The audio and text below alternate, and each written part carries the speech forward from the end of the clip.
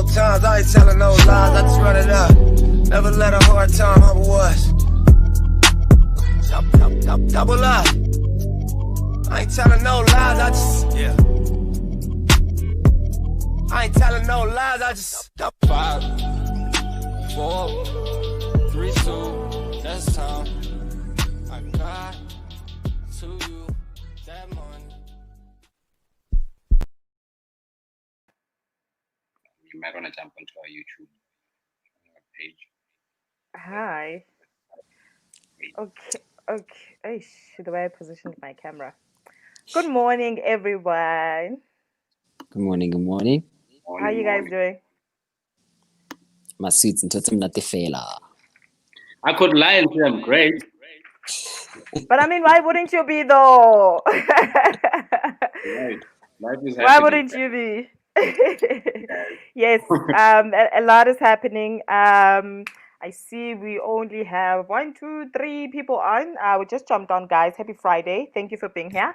Welcome to our third Think Ownership series, where we encourage our followers, our communities, our friends, our families to think just beyond servitude and start really thinking about owning the spaces that they are trading in. I'm going to have Lebu from That Money Franchise Stockfile who's going to give us a bit of updates about what's been happening. We're going to visit the numbers just a little bit. And then we have Tumelom Pirima, our go-to market strategist, who's going to share just a little bit of insights. We are looking at doing business beyond COVID. On Monday, we went on to level 1. So that means there's more opportunities. We are moving better. There'll be more things happening. So, I mean, it's better to go to a strategist and find out if you'll be making the right moves or wrong moves. I'm sure he'll be able to direct us a bit. Lebu, you want to jump onto That Money franchise Stockfile updates, or should I go into the numbers? Happy to. Dumelang sanbonani. Okay, let me get into it. Guys, we are almost there. Yesterday we spent a full day strategy session at the office, and the purpose of this stage of our journey is really to tie up loose ends. We are out there site searching, so if you happen to know a site, by the way, guys, where we can launch our franchise stores, would really appreciate it. Some of the sites that we had secured because of our opening date have been taken over by other people. And the big thing really about our crowdfunding initiative is that we have to reach our full target before we can get over into formation of the cooperative. So up until we reach the full target for each of the co-ops, you can't really transact much. So those are the little challenges that kind of get us fired up, and then there's a bit of a slowdown in the middle somewhere. But we're getting there. I mean, look, we've done over 1.7 million rand in the last 12 weeks. This is week number 13 that we're reporting you to. And I'm anticipating that next week being month end, we're going to go over the other side of 2 million. So the target for the 2 stores is 3 million. That's what we're raising for the 2 cooperatives. And, God has been great for us, man, because there's so much learnings. There's people who are just showing up in wonderful ways, who are volunteering information, who are educating us about the space. There's a lot of things that we do not know. What we have a lot of is heart, and we are trying to execute to the best of our abilities. And I think things are moving at the pace that they should. And just to give you, I know that some people saw me update about they just saw us at Tembisa Mall, the new mall that's currently being built in Olifantsfontein. And they think the franchise store is going to be there. No, it won't. So at Tembisa Mall, we are launching a wholesale store in partnership with DJ Smooth People, Leadership 2020. And the purpose of that, don't get it twisted and think it's a knee-jerk reaction to the clicks fiasco that's happening out there. It is more a case of, in line with our series of thinking ownership, we are constantly thinking about how do we tap in? How do we chip away at the value chain in a sustainable way and in a way that we can manage, right? So we want Black businesses to have their product in the wholesale store so that other resellers and stockists can come and buy the products from there and resell them in their own markets. And we are trying to build this initiative into an enterprise development initiative by involving corporates, because you do need a lot of capital for capacity development. So it's going to take a bit to execute, but it's exciting times. I mean, you guys can see what DJ was doing with Morefire. I think you guys can see what we are doing with the franchising space, and the partnerships that are that are currently coming out slowly but surely. Things are just amazing. There's really some great momentum happening, but we are in a period of uncertainty, and I think what we need more than anything is support from community. And especially if you're part of the stockpile, and if you haven't joined, you still have an opportunity to participate. You still have an opportunity to jump in. I think there's about 10 spots. It's going to be beautiful in the sense that if you are part of the stockpile and you're part of the cooperative, when it's fully capitalized, you are then able to supply goods and services into some of the businesses that we are doing. So that has moved from being an eventing platform into being a community, a transactional community where we are thinking ownership across the value chain, and we're saying how can we use our own. And some of the opportunities that exist, regardless of where you are in the country or in the SADC region, you can currently our third chapters are just eventing platforms. So you could have Third Gaborone or Third Harare or Third Nairobi. They're just eventing platforms that are meant to build a culture of entrepreneurship, right? Where we are going now is we're turning those third chapters into third stockpile chapters. So each chapter is going to be a transactional community, and it's going to be managed on the Stockfiler platform. And that means when a chapter has got money in the kitty, they can participate in some of our franchising opportunities. They can participate meaningfully in their local businesses in terms of investment, and they can use some of that money for the events that the meetup that they will be organizing. And I'm so happy to see our team that Maseru on the screen, because that's where we are, you know. And I say it so unashamedly all the time. In fact, I'm sad this year that I'm not in Lesotho being September. Every September we are in Lesotho celebrating. The borders are opening. Yeah, they better be opening, because maybe that's why my spirit is not all right, you know, because I go to Maseru to refill my spirit, you know. Whenever we are down there, they launched the crowdfunding initiative the first time. We learned what was happening there. We brought it back and we blew it up in South Africa, you know.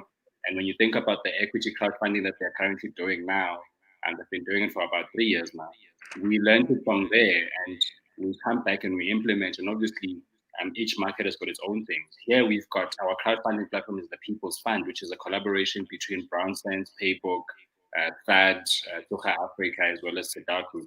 And all of these entities are just about how do we empower our own and how do we keep growing. And it's been amazing to see the People's Fund go over 100 million in revenue, knowing that we are building $1 billion company now, but in the next 10 years and hoping to exit with some really good money coming out of that, you know. So we want to relay a similar story when it comes to that money franchise stockpile. I want people to understand that this is a legacy project. This is a project that is meant to empower all of us collectively as Black people. And we want to use what we know best, you know. Stockpiles are something that is at the tip of our tongues. Our mothers know it. Our uncles know about it. Our sisters and brothers know about it. So the question has been, how do we translate that language of stockpiles into community capital and into cooperative economics and into shared ownership, shared values? You know, like if we are buying a store, we're buying a franchise store like we are buying a Jimmy's right now. That means if the store is performing well, we are sharing in the profits that come out of that as a community. And we are also going to be employing our own people from those communities wherever the store is going to be placed. So there's massive opportunities for scale in terms of this, because, and what sustains it is the power of community. And we've seen it. Community is at the center of any environment that thrives, you know, whether people are talking about the Jewish community, the Muslim community, like it doesn't matter where you are looking. the constant thing that keeps sustainability at the core is the fact that that community does not just talk, but they transact. So we are trying to really get that language going and drive it strong. I want to end it off on my end by just quickly sharing that one of our co-founders in That Money has launched a book. Her name is Uba Tabile. For those on Instagram, this is the book. It says how I started my business with 1 million rand from the bank. And why is this topic important? For me, it's because Uba Tabile leveraged being bankable while she was in corporate to raise money before she stepped out into full-time entrepreneurship. This is very important. It means you don't have to start the hustling route through the fire that we got baptized by fire. You don't have to, as somebody who's still in corporate, who's looking to jump into the entrepreneurship space, there are ways. Use your credit scoring in a very smart way to build assets. So Batabile's done that. She's a multi-franchisee, and this is why we've tapped into franchising because of her. And then if you want to understand just a little bit better about Stockfiles, our other co-founder, her name is Upalisa. I'm just going to show it on the Instagram screen first. The book is called Stockfiles. And I'm going to show it on this screen. It's called Stockfiles, and the importance of this book is that it educates you about the power of Stockfiles, how they work, and more importantly, because there's this energy within Black communities to move towards economic emancipation using initiatives like Stockfiles. So the question is constantly, how do you use crowdfunding better for the benefit of the collective? And how do you drive sustainability through a platform like that? That's what we are really trying to drive hard amongst ourselves, and we've got a really great platform in Stockfella that enables us to do this. And we're not only encouraging you to join our Stockfiles, we're encouraging you to start a Stockfile. This is why our hashtag is Think Ownership and Start a Stockfile today. Very, very important, because you will figure it out along the way. Don't be caught up in paralysis analysis. And if you are looking for advice because you're struggling with the direction or strategy or whatever, reach out to me. You can drop me a WhatsApp. I do charge though. It's $9.99 for 30 minutes, and it's a virtual session. I had my last session last night at about 7 o'clock with a group of gentlemen. I think there were about 6 of them from all over the country, and they are starting something. So they paid for the services for me to advise them on how they can go about it based on the learnings from our journey. I mean, we have started the People's Fund, we started the People's Stockfile, which is a Black-owned bank, and now we are getting into the franchising space, wanting to make an impact. Our target for the next 5 years is 100 stores, and I believe that we're going to achieve it because we've learned about scale through our previous initiatives. That itself taught us about scale. I mean, we're in about 14 countries. We even tapped into the UK, where pre-COVID, we're going to tap into Canada, but things happen. So the learnings are there as to how you can scale a business digitally. We've done it, we've been there.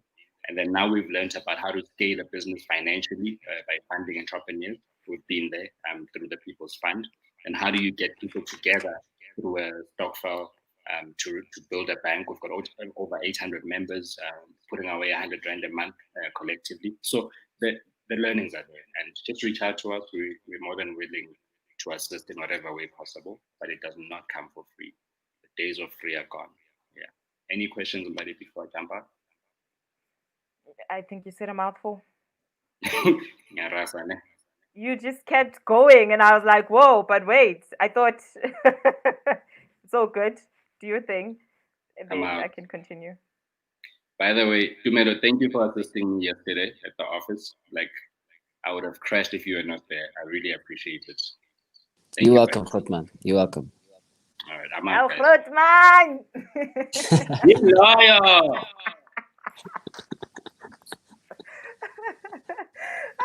It's so crazy for me when I hear people refer to Ulebe as that. Just different spaces. It's the Grootman. How?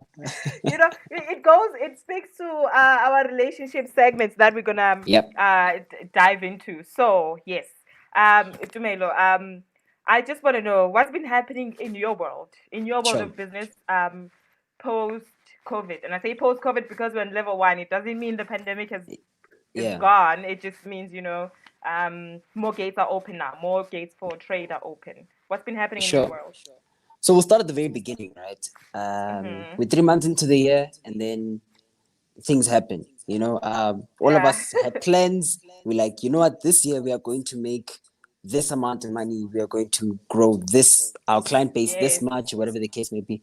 And beginning of the year when I was starting out, it was just me. So Casuistry Institute was just Tumelo Mpirima, right? And I was doing some client work and so forth and so on. So, okay, fine. We come into the fold, and it literally became a situation where no one could go outside. And my greatest strength, which was in-person networking, all these other different things, all of a sudden I was handicapped because I wasn't able to do what I'm able to do best in order to create chances for business. So I had to start thinking outside the box, right? Primarily so that the business can survive. And secondly, so that I understand after all of this is sort of subsided, how are you going to come out on the other end, right? Yeah. And a lot of the things happened, or a lot of how the business was able to survive was based off of the relationships it built before, right? So we were getting calls left, right, and center. I mean, there's a gentleman by the name of David. We were trying to work on some PPE deals. I was talking to Mike, and we were also working on that structure. So there were things that you do that aren't part of your everyday business sort of structure, but because of the relationships and them understanding that you're a reliable source to get things done, they'll be able to call you up, right? And in the same way that Lebo is a Hotman that I have conversations with, I have lots of those, right? And I'm going to teach you guys a life hack on how to get that in your ecosystem, because how many years does it take you to build 5 years of experience? 5 years of experience. Right? You have to do it for 5 years. So I mean, in order for you to get 5 years of experience, you have to do it for 5 years. And I think that we are able to sort of get into the spaces where we're tapping into the wisdom that the gentlemen that came before us, or the ladies that came before us, the powerhouses in business, right? But okay, you fast forward to where we are right now, and the team is 4 people strong, right? Nice. And that's what, like 6 months later?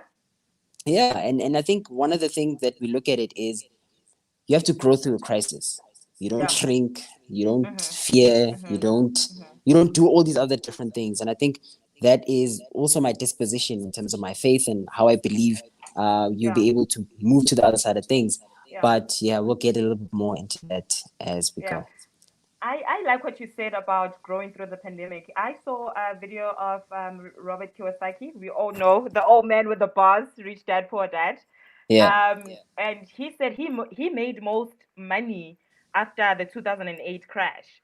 So he's convinced that the best time to start any business is during a pandemic, or it's during a crash of any kind, because of the bargains that are on the streets. When we go to the recovery phase, everyone else is just trying to sell as much as they can. Now, for you as an entrepreneur to take advantage of those spaces, if you need tools, if you need, take advantage of those spaces, because things are coming out in bargains and you should play in that space. All right, so let's move on to our first point. Now, you're saying build your business like an ecosystem. Yeah. What does that mean? So building a business like an ecosystem is, let's go to what the word means, right? So when you look at nature, you have trees, you have rivers, you have the soil that facilitates growth, right? You have animals, specifically insects like bees that pollinate plants and enable the entire ecosystem, right, to thrive, right? So when you're building your business, there's no such thing as self-made. Right. That's what I believe. I don't think that there's a single there's no self-made billionaire in the world.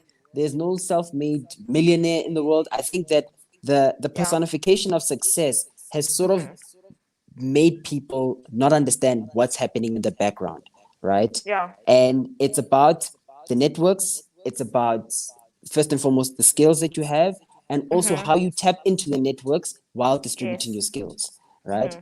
So I'll use a personal example again, is if you are in the business that I'm in, right, which is business services and helping entrepreneurs in essence scale whatever it is that they have, right, is you need to go to where they are, right? So spaces like this, Workshop 17, is the first step of making a strategic move, because there's going to be serendipitous. I mean, you're getting water and then you're talking to someone, what do you do? I'm in this business.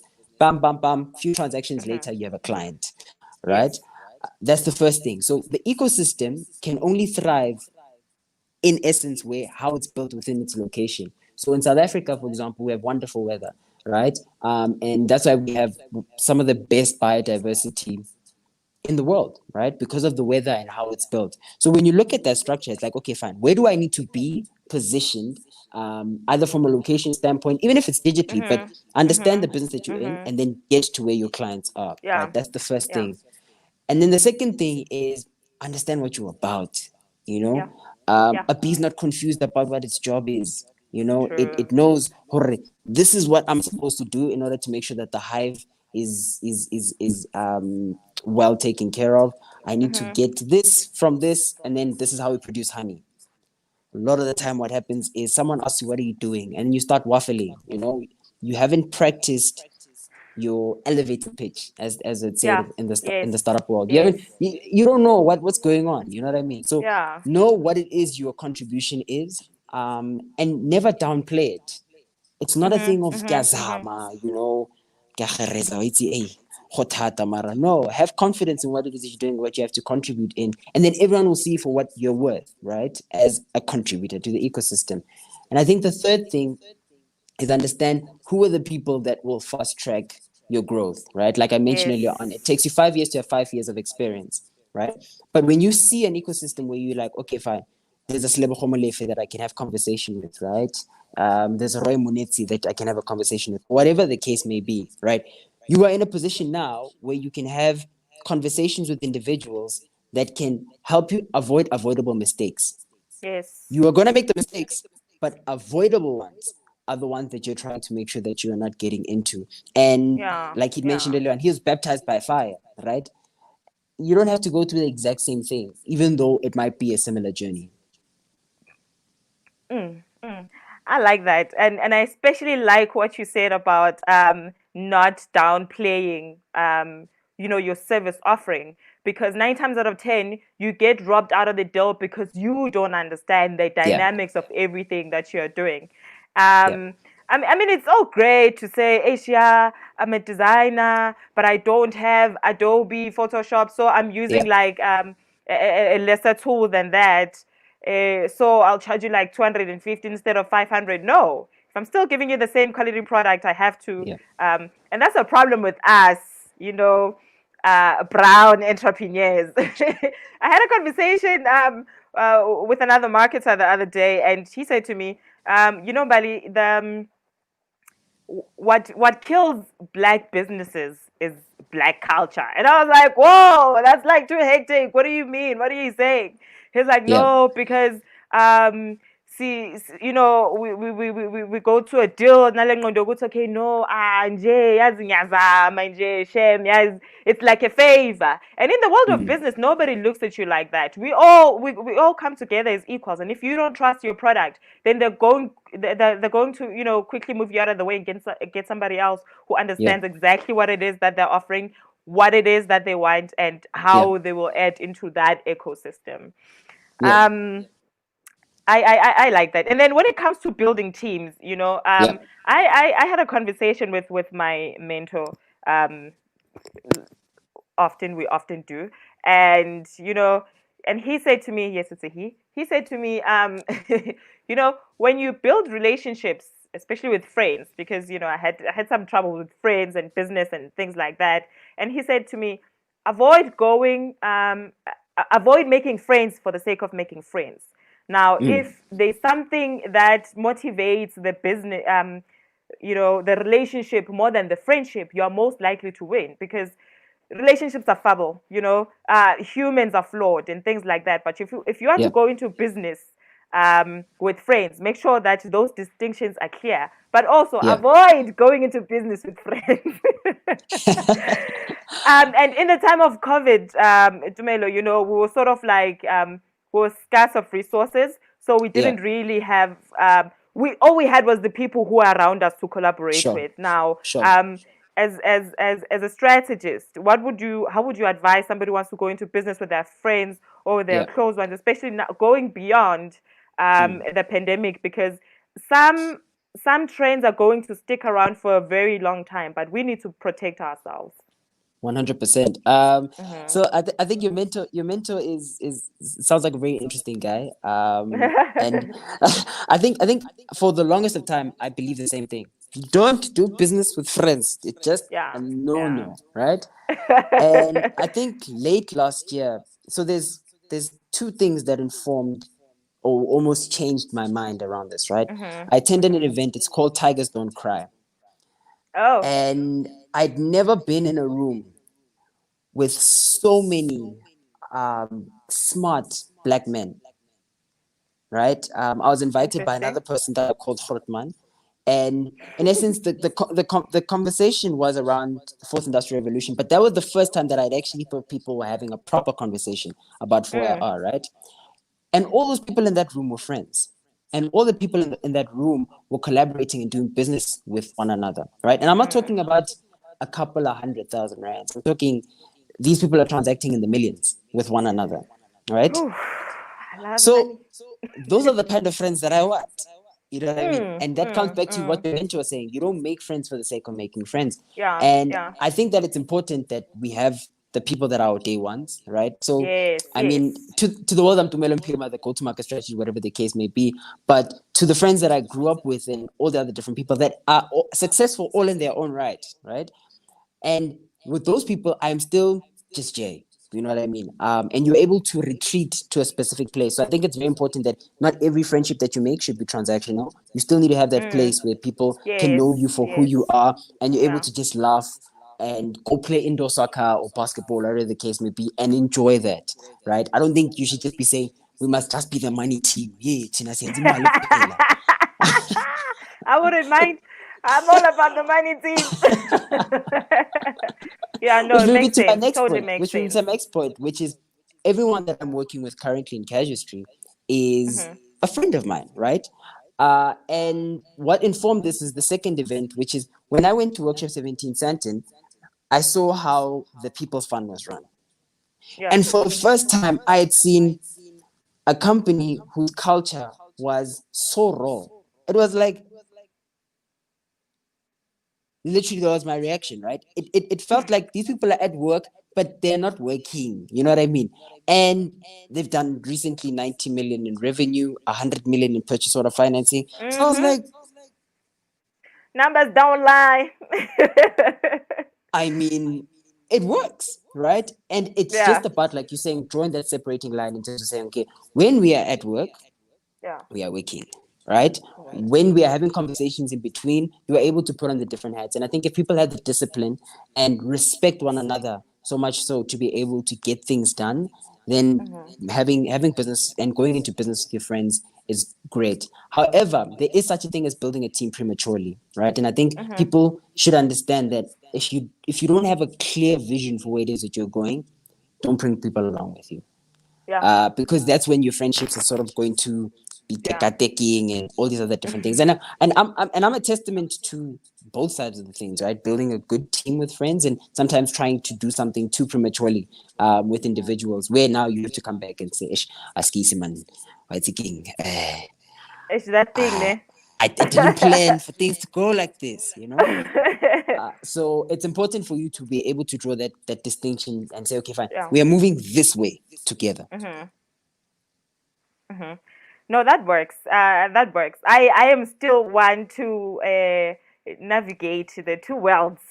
I find it extremely hard because the minute I have friends, I'm just like, what else can we do together? You know what I'm saying? And Yeah. 9 times out of 10, I'm the one who's left there like, yes, of course, it's my idea. But also, it goes Yeah. back to do you understand exactly what it is that you want? And if you understand clearly your service offering or your product, then you'll know exactly who to bring along with you, and it won't Yeah. just be a matter of no, she's my friend.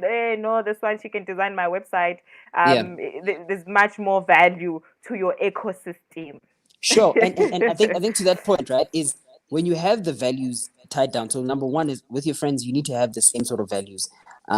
This is so important. You guys have to understand that there's a certain way that we do business, right? There's a certain level that we do business at, because not all your friends or not all the people that are available to you to work with are best business partners, right? Yes. So first and foremost, the values are important, right? And the standard and quality that everyone wants to produce. And then the second thing outside of the values is skill sets. So I happen to have really smart friends, right? So it's not like I just pulled anybody and put them together. Like I have really smart friends, really talented friends. So if I'm Lucky switching, you. if I'm switching from business mode to music, I'm able to do that quite easily because my Yeah. friends have spent so much time in the music sphere, whatever the case, they're good at it. It's not like they are just people that I am saying, ah, that me something. No, they're just really good at what they do. So I think it's important because Yes. when you have that underlying value system, and the second thing, skill sets are right, then you are able to then focus on the last thing, which is the actual fundamental basis of your guys' existence. So, for example, our values in the company are very Christian based, right? We start meetings with prayers and all the other sort of different things. And that's something that we decided on all together. Doesn't mean everybody needs to do that, but we decided on that. I'm touched.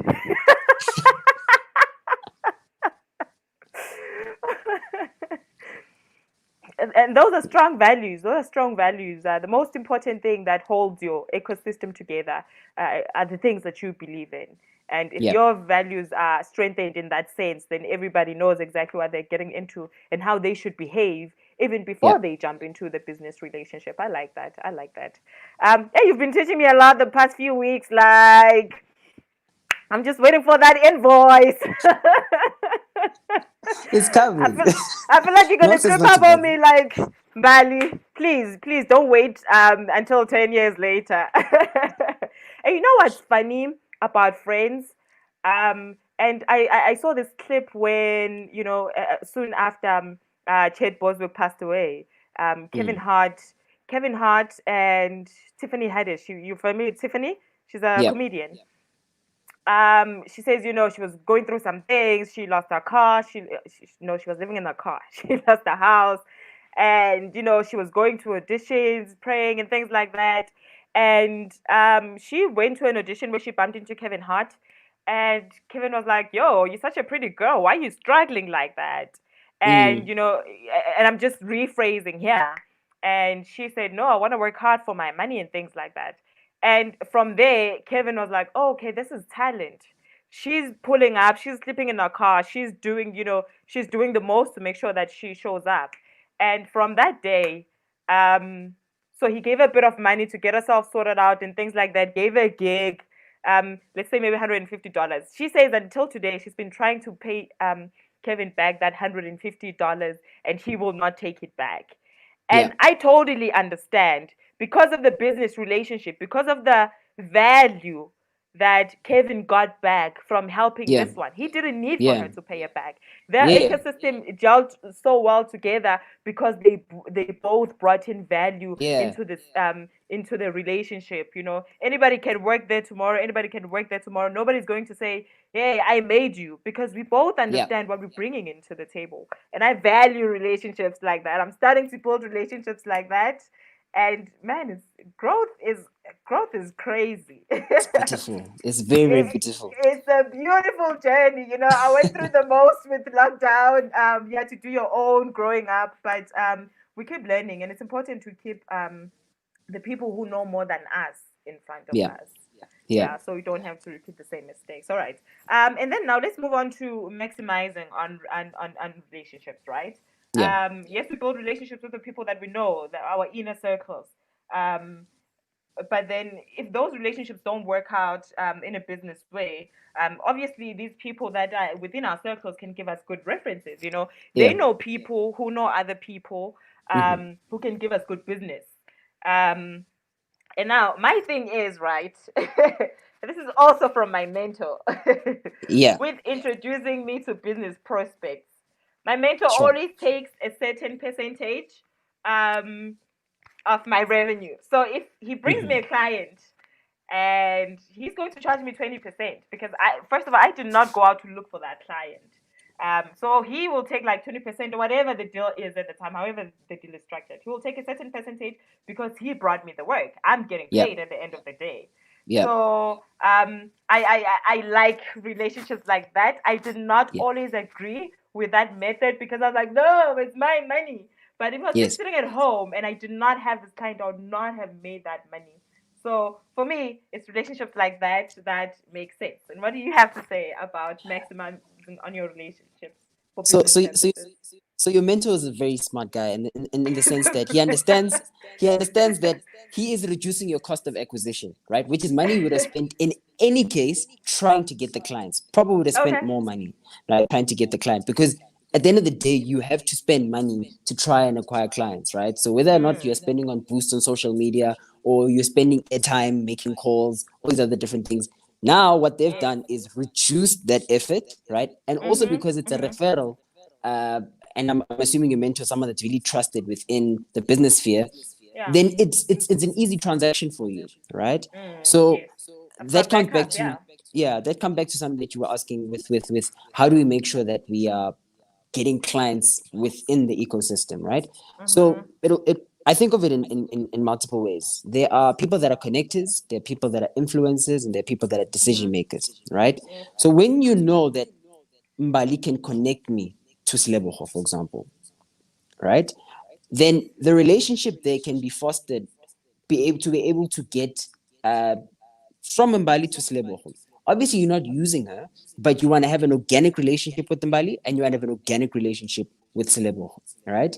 And in essence, what happens is, because you have a direct relationship with him and I have a direct relationship with you, the chances of me being able to do business with Sleboho are much higher, right? And then also with the influences is, you need to understand, in actual fact, who is shaping the thinking of the people around where you are, right? So you want to be a speaker, you want to be someone that's in thought leadership, go to the person that is in that industry, that is doing the thought leadership, that is leading in that particular sphere, Yes. and then align yourself with them, right? And how do you get to something I mentioned earlier on? How do you make sure that you have a good tribe of mentors, right? You don't have to upright go to someone and say, please be my mentor, in order for them to be your mentor, right? Okay. You How do can you follow approach their. that relationship? So first and foremost, follow their work. I mean, if they have stuff online, if Yes. they have stuff digitally, if Yes. they have books out, like Batabile has a book out, Palisa has a book out, read up on their thought process, read up on their ideas, right?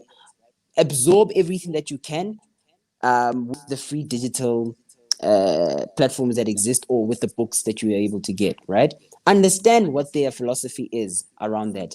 And sometimes what I've found is that can sometimes be enough to propel you from where you are to the next level. And then once you get to the next level and you feel like you need a little bit more insight from that individual, you go with them with what you've done. You don't go with them with an idea. And I think that's a lot of the time what people are doing. They say, I want a mentor. What they're basically saying is, I want an externality that's going to motivate me to work. Yeah. Actually, 9 times out of 10. You know what I mean? And it's like, Yeah. no, do the work, Yeah. right? Get to a certain stage, get stuck with experiences, then say, listen, I've read your book, I've implemented this, I've implemented that. I've listened to your podcast, I've implemented this, I've implemented that. And I think there's a lot more to derive from this relationship, given how far you've been able to get me with this particular content. Yes. This is what I've been able to do with that Yes. information, and I'm stuck here. Yeah. Do you have any advice? Right? Now they're looking at your CV like, oh, okay, this person is serious about what they're doing. Yeah. Right? Yeah. And if they have experiences around how to get past that particular stage, then they can say, oh, okay, fine, thanks for reaching out. I appreciate that you actually engage with my content, right? And also you show them that you're respecting their time, right? You're not just coming through to say, hey, to saying, and crying foul. No, you're showing them that you're respecting their time. And from that point on, then they'll be more open to saying, okay, fine, let's meet, and we can have a conversation, or you can then extend that invitation. And I found that when you show people and not just tell, it Yeah. works out better. Yeah. I love that. I love the pulling out their receipts. Yeah, you have to. Because honestly, how would you even want me to have an input in your business, yet you don't even clearly understand what it is that I'm doing? Yeah. And because I'm in such a space where I'm usually like the young one in the room, or the Yeah. less experienced one in the room, but I do know that there are people who are far less experienced than me. I get to be the example in the room, because people are like, "Ish, you young people, you don't do this. You young people, you don't do your research when you approach someone to help you with your business. And Yeah. it hurts because I think being young, apart from being naive, it's really just about, I just want to do this. I just want to do this. Yeah. And you forget about all the other aspects of the business side of it that you have to look into. And that's why also somebody older, somebody more experienced comes into play into helping you build like a solid business structure. But it always helps to say, hey, I know that you're doing something like this, and give yourself time to actually go through the Yeah. research, find out what it is. If you have to find out what they ate last night, it's fine, do that. But well, it should be related to business, obviously. Gives you a Yeah. whole lot of backup. It gives you a believable story because you took that time and you respect that people's work, the person's work to that level.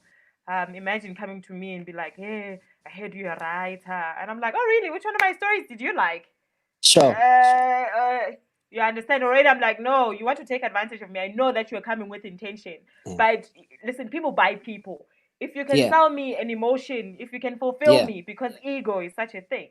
If you can fulfill me and say, hey, I like that story you wrote that day, January 22, it said this, it makes sense. And I'm like, no, this person wants to engage. You've got my attention. You're much better positioned to have a conversation with your mentor or your prospect. Hey guys, Mbali came ready with these buzz. You know what? Because last time you made me look bad, I'm like, what are you talking about?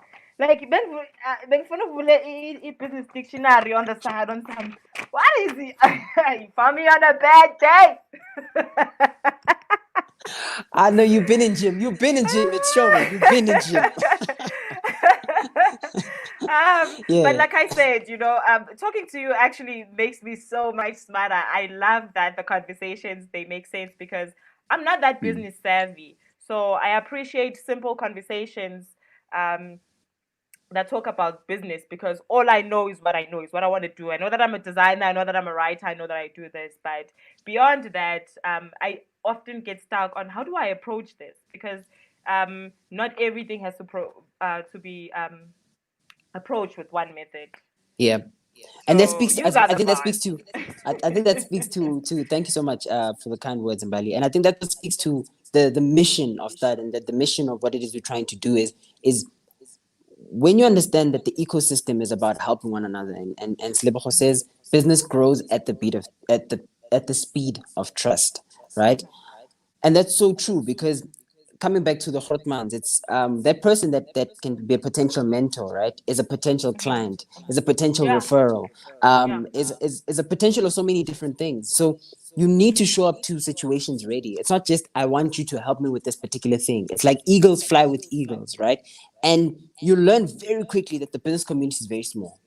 Yes, It's yes. so small, and your reputation can go away just like that, Yeah, right? yeah. Ora, Ntwane, hush up, Mm, you yeah. know. And it's a simple That's very conversation that they true. would be That's having, very true. right? That's very true. Or someone says, hey, I just got Mbali as a service provider, and then you ask Mbali who, right? And then your surname rocks up.